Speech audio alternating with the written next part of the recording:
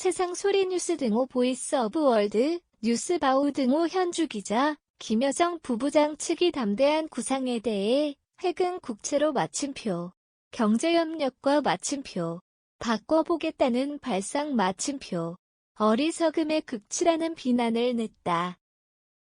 김 부부장 측은 우린 윤석열 그 인간 자체가 싫다는 발언까지 냈다. 태영호의 원은 어찌 보면 상대에게 관심이 있다는 것을 선언한 의미라고 세계일보가 전했다. 그는 김여정이 우리 목배 들고 궁금해하기에 오늘 몇 마디 해주는 것이다 마침표.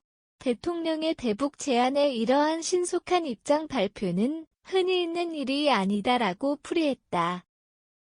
대통령은 8.15 경축사에서 북한이 핵개발을 중단할 경우 정치, 경제, 군사 지원을 포함한 포괄적인 담대한 구상을 제안했고 북측 반응을 주시하고 있었다. 구체적으로 미북 북미 관계 정상화, 외교적 지원, 재래식 무기체계, 군축론의 식량, 농업 기술의료 인프라 지원과 금융 및 국제투자 지원 등을 포함한 구상이었다. 하지만 북한이 대통령 취임 100일에 맞춰 서해상으로 순항미사일을 발사해 무력 도발을 자행했던 관계로 애초에 북한 정권으로부터 진정한 대화를 기대하기 어려웠다.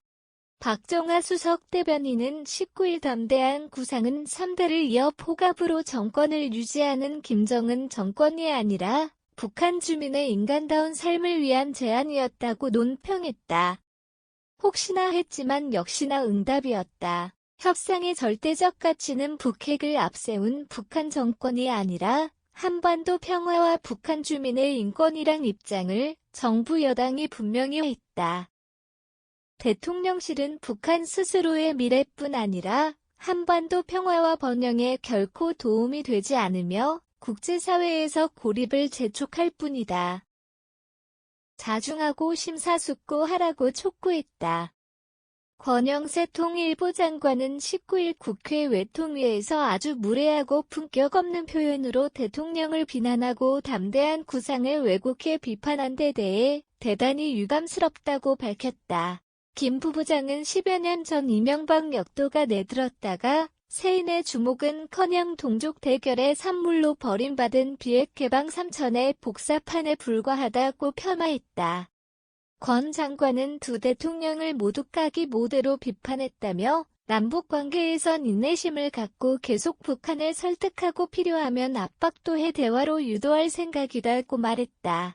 이어 핵과 도발 확실한 억제 제재나 국제사회 압박 도발과 부적절한 행동에 단념, 외교적 대화 유도, 종교나 민간단체 대화로 신뢰 회복 노력 등을 얘기했다.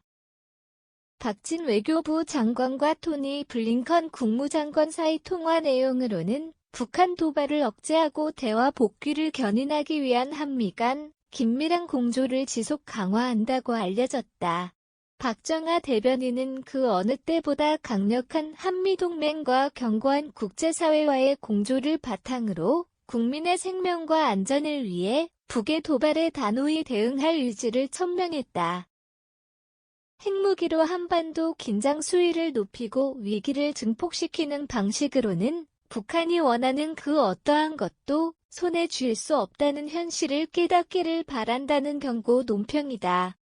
북한 비핵화가 국제사회의 진정한 소원임에도 김정은 정권은 서로 의식하지 말며 살았으면 하는 간절한 소망이란다. 핵 문제에는 상관하지 말라는 투로 해석된다.